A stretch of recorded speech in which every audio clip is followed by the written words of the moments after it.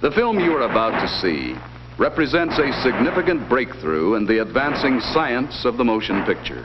Super happy screen time!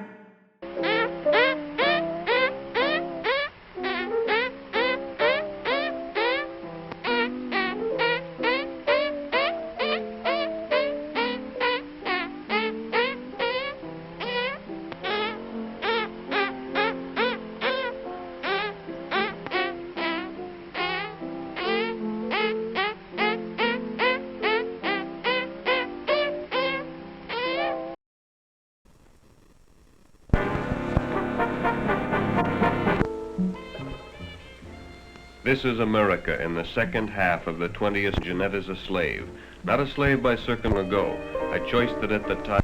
The pace of modern teenage society is often fast. The beat is sometimes frantic. Culture, the need to belong is ever present. Associations are quickly and easily made. Boy meets girl. It often takes experience and maturity to arrive at wise decisions. A friendly, outstretched hand, an engaging smile, an offer. It is second all, or more commonly referred to as a red, but to the group, it's a means to an end.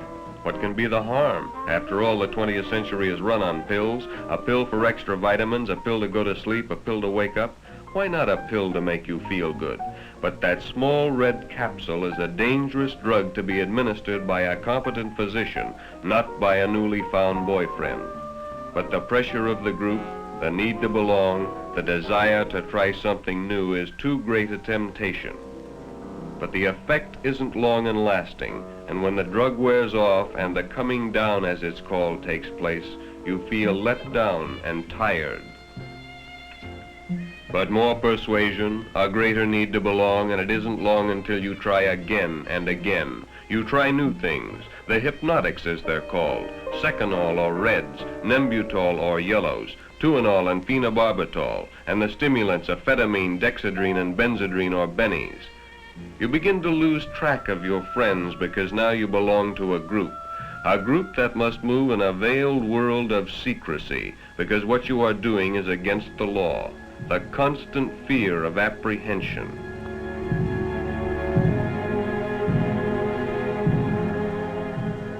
Now you meet like conspirators because the passing of pills is dangerous and must of necessity be secretive. Nerves begin to wear thin. The fun of everyday living goes and you begin to wonder what your friends and parents think. The guilt grows, and as it does, the need for something that will bring more relief, dispel the fears that you yourself have created.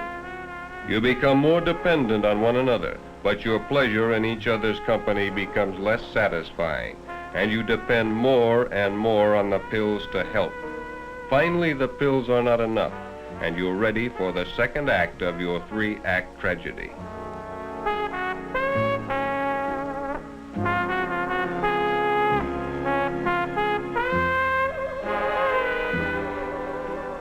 You've heard Mike and the group talk of toking up a joint. You know it means smoking marijuana.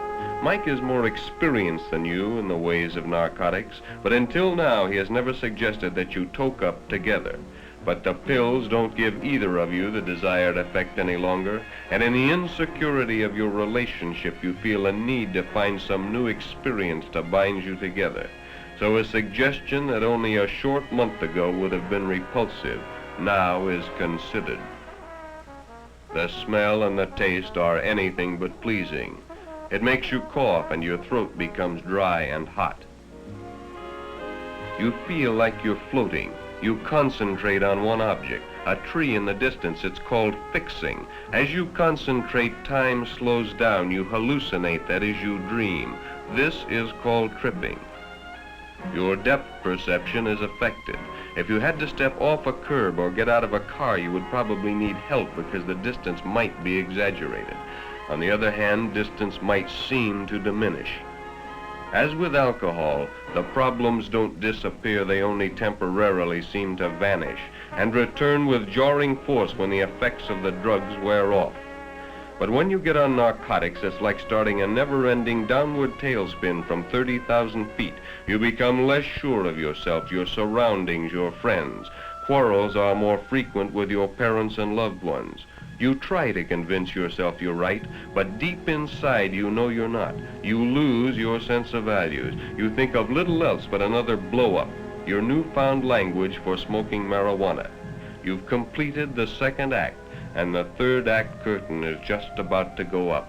You don't know it now, but when it does, it's the beginning of the end, the point of no return. It can start in many ways, at a party, in the secrecy of a dirty room. That's how your third act began, at the top of a crummy staircase on the second floor of a sleazy apartment building. Now a new character enters your tragedy. His name is Eric. You and Mike had gone to his place to pick up your week's supply of pills. You didn't like Eric, but Mike had insisted. He'd welded you to his code of secrecy and forced you to help push the pills so you wouldn't cop out on him. A user learns to trust no one, not even his best girl. You sat toking up. It didn't give you the kick it used to. Eric, like all addicts, knew this. Oh yes, he smoked with you, but only to be sociable until the time came when he could introduce you and Mike to heroin. A year ago, you would have been revulsed at the thought of heroin, but now it's an easy step from marijuana to heroin. A pill, a cigarette, a hypodermic needle.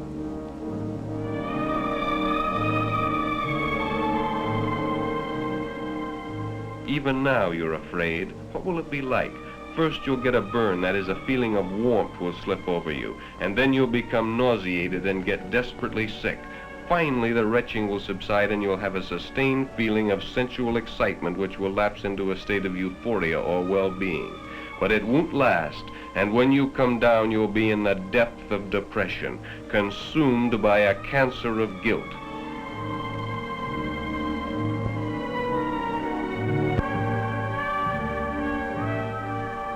For just 1 second, your conscience pricks as you see the needle inserted in the death-dealing liquid. For a moment, you want to say no, but the will to resist is gone. Temptation is ever present. The desire to try something new, something more powerful, is too great. Heroin being one of the most insidious drugs known to man, it only seems like days until you're hooked. You're not turned on any longer. The free ride is over. You're required to pay for your fix. As your tolerance increases, the need for more drugs increases, and this requires more and more cash. Now you're driven to things you would never have considered heretofore by your insatiable need for the drug. Your moral fiber has collapsed, and no crime is beyond your imagination. You are an addict, and your total effort in life is to obtain money to feed your habit. Now you're launched on a full-scale teenage crime wave of your very own, but with each passing day your tolerance increases, and now a fix only helps to make you appear normal and dispel the symptoms of withdrawal. Withdrawal, the nightmare of the addict. You live in constant fear of not having enough heroin to keep your habit supplied. For when that supply runs low and the first symptoms begin, the yawn, the sneeze, the runny nose, and you can't get another fix, you know you're about to begin a living hell. First you're burning up, then you're freezing, then the cramps and pains begin. Each nerve is laid bare and all your senses are magnified. Your whole being is like one giant nerve, raw and exposed to every outside stimulus. This period of withdrawal can go on for a week before the pain subsides and your senses come back to something approaching normal. And for this you steal and live a life of degradation and crime. But in your thirst for money you become careless and Mike is caught. Now you're on your own, and you must support your habit in the best way you can. You live in a jungle of fear. You're forced to deal with Eric alone. Mike is no longer there to help. Eric only laughs at your need and tells you to get money. Money, money, and more money. You're not prepared to take a job. Besides, no job would pay the kind of money you now need. You've got yourself a $50 a day habit. You can't support that slinging hash. So you turn to the only thing you can that will bring your kind of money. You become a call girl. You support that $50 a day habit, but not for long, because your looks begin to disintegrate. Your clients will no longer pay your price. You go from call girl to streetwalker.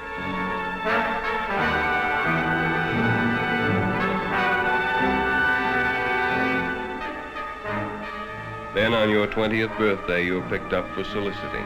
Jeanette Michaels, age 20, white, Caucasian, drug addict. A 20th century slave, self-styled. She'll suffer through withdrawal, be sentenced for prostitution, released, and returned to the habit again. Lost to society, she'll continue her hopeless, degrading existence until she escapes in death. Today, tomorrow, maybe not for years. Well, I'll tell you, Mr. Hagerman, in the year of 1914, in the month of February, I was coming home from school, and my hands got very cold, and you see, I had no mittens.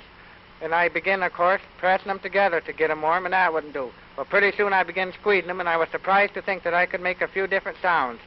Well, then I began playing every day, and pretty soon I could play Yankee Doodle clear through. And that was the only tune I could play for 3 whole years. And the next tune I could play was Marching Through Georgia, then The Trail of the Lonesome Pine. Then for about, everybody wondered then how I could do it, and it would bother me so much that for about 6 years I put it away until I met an old showman that come up to Traverse once, and he says, "Can you do your old novelty anymore, Cecil?" And I said, "I don't know, but I'll try." And I tried, of course, and it come right natural to me after letting it go for 6 years. He said, "Well, if I was you," he said, "I would practice it up and see what I could do sometime in the stage when I was in Chicago." Super happy screen time!